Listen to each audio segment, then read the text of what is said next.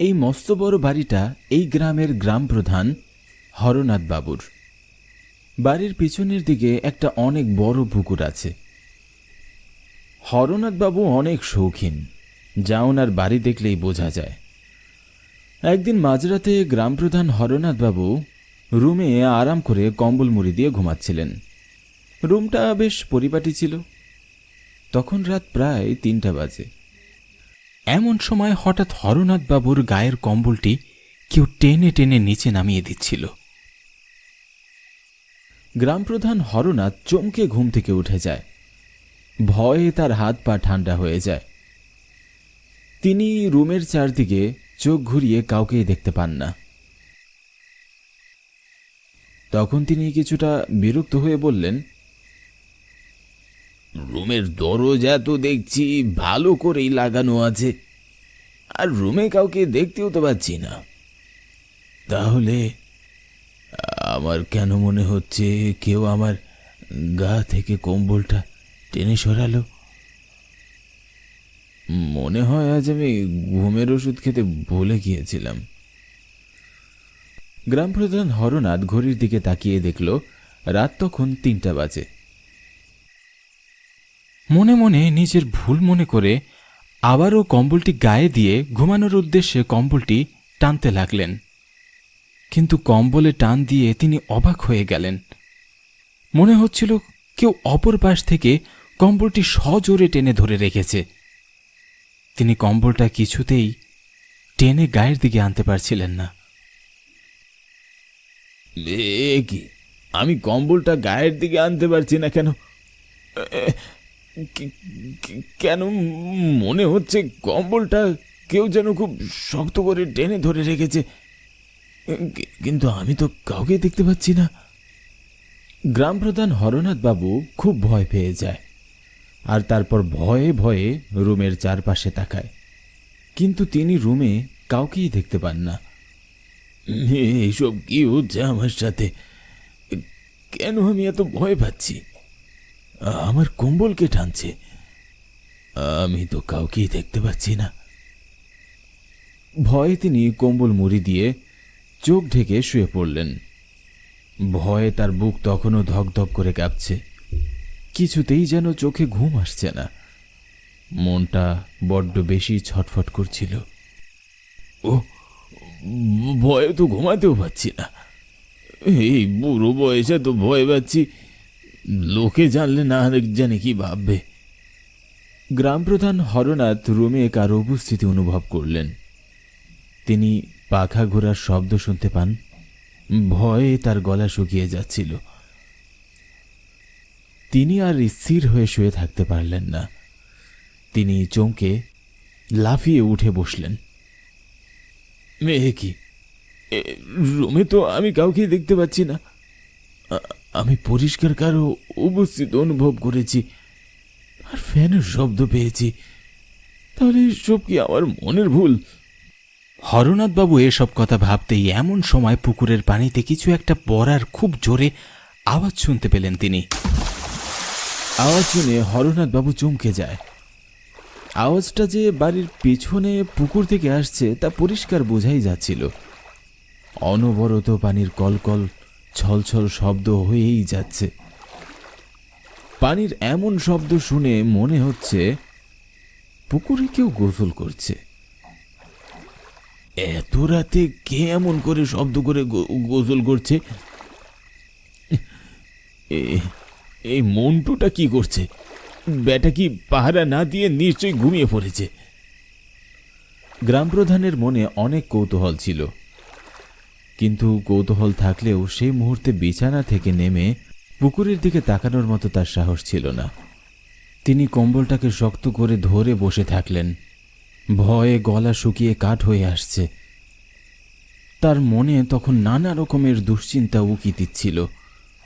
সব চিন্তা আর ভয়কে ছুটি দিয়ে তিনি যখনই শুয়ে পড়ার জন্য মনস্থির করলেন, এমন সময় তিনি একটা ভয়ঙ্কর শব্দ শুনতে পান।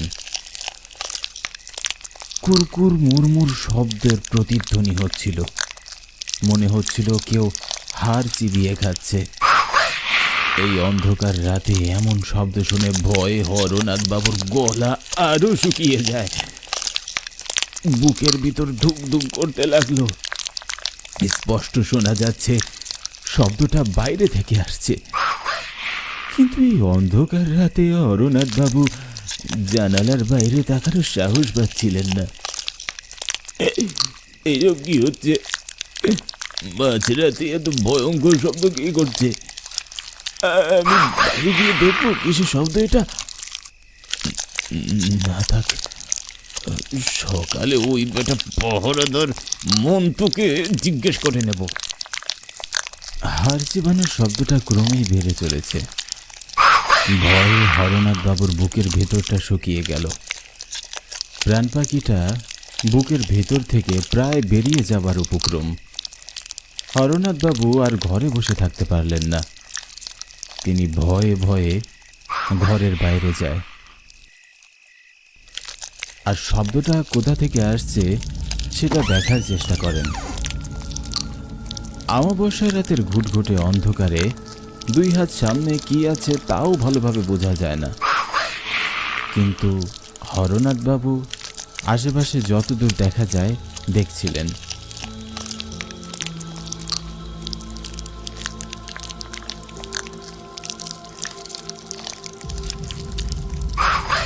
হঠাৎ হরনাথ বাবু দেখলেন পাহারাদার মন্টু রক্তাক্ত অবস্থায় পড়ে আছে, আর মন্টুর সামনে দাঁড়িয়ে আছে একটা ভয়ঙ্কর দেখতে প্রেতাত্মা। প্রেতাত্মার চোখ দুটো নীল টর্চ লাইটের মতো জ্বলছিল। চেহারার অর্ধেক অংশ পোড়া, আর মুখ দিয়ে লালা ঝরছিল। প্রেতাত্মাটা মন্টুকে চিরে ক্ষতবিক্ষত করে চিবিয়ে চিবিয়ে খাচ্ছিল। এটা দেখার পর হরনাথ বাবুর হাত পা থর থর করে কাঁপতে শুরু করে। তিনি আর সেখানে এক মুহূর্ত দাঁড়িয়ে থাকার সাহস পেলেন না। তিনি যখনই চিৎকার করে দৌড়ে পালাতে চাইলেন, তখনই দেখলেন প্রেতাত্মাটা তার সামনে এসে দাঁড়িয়ে আছে, আর ভয়ানক দৃষ্টিতে তার দিকে তাকিয়ে আছে। তিনি প্রেতাত্মাটাকে চিনতে পারলেন, আর তখন ভয়টা আরো বেড়ে গেল। আমাকে মেরো না, আমাকে ছেড়ে দাও। প্রেতাত্মাটা হরনাথ বাবুর কোনো কথা না শুনে তাকে হত্যা করে ফেলল, আর তার বুক চিরে ক্ষতবিক্ষত করে তাকে চিবিয়ে খেল। পরের দিন সকালবেলা গ্রামবাসীরা পাহারাদার মন্টু আর হরনাথ বাবুর রক্তাক্ত লাশটি দেখতে পায়। গ্রামবাসীরা তাদের এই অবস্থা দেখে খুব ভয় পেয়ে যায়, কিন্তু কে তাদের এমন নির্মমভাবে হত্যা করল তার জানা যায়নি। তারপর দেখতে দেখতে 1 বছর কেটে যায়। এই 1 বছরে গ্রামে আবারও শান্তি ফিরে এসেছে। গ্রামের কোথাও কোনো অপ্রীতিকর ঘটনা এই 1 বছরে ঘটেনি। সময়ের ব্যবধানে গ্রামবাসীরা হরনাথ বাবু আর পাহারাদার মন্টুর ভয়াবহ মৃত্যুর ঘটনা প্রায় ভুলেই গিয়েছে। তারা বেশ সুখেই দিন কাটাচ্ছিল। আজ রাতে হরনাথ বাবুর একমাত্র মেয়ে কনকের বিয়ে হয়। বিয়ের কাজ সম্পন্ন হওয়ার পর বরপক্ষ নতুন বউকে পালকিতে করে নিয়ে যাচ্ছিল। বউ পালকিতে করে যাচ্ছিল, আর পাশে পাশে তার বর হেঁটে যাচ্ছিল। কিছুটা পথ যাওয়ার পর কনক একটা ছায়া লক্ষ্য করল। ছায়া ওদের পালকির পাশে পাশে যাচ্ছে। ছায়াটা দেখতে অনেকটা অস্বাভাবিক আর ভয়ঙ্কর মনে হচ্ছে। ওরা সকলে ভয় পাচ্ছিল। ওরা বুঝতে পারল এটা কোনো মানুষের ছায়া হতেই পারে না। সকলে মনে মনে সৃষ্টিকর্তার নাম স্মরণ করতে লাগল। কনক, কনক! নতুন বউ কনক চমকে উঠল। কে কে ডাকছে আমার নাম ধরে? একটিবার পালকি থেকে নেমে আসো কনক। ভয়ে ভয়ে কনক পালকি থেকে নেমে দাঁড়ালো, আর সাথে সাথে সেই ভয়ঙ্কর ছায়াটা একটা সুদর্শন পুরুষে পরিণত হয়। কনক অবাক হয়ে তার দিকে তাকিয়ে থাকে।